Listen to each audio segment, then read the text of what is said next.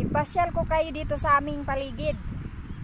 So ito naman yung makikita natin ngayong linggo na to, ngayong buwan na ito. Ito yung mga pagkain ng baka, pero ang ganda nila, tingnan eh. Pwede dito makakain ng tao, ginagawang salad ito, pero mostly sa baka, pagkain ng baka.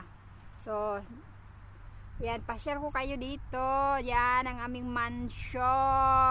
Dayan. Oh. Yan.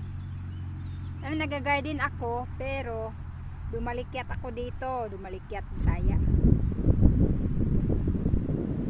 Ayan, yung kaganda yung kapitbahay namin. Sobrang ganda. So ito na naman yung pagkaabalahan ko sa buwan na ito. Ayan, oh, sige na.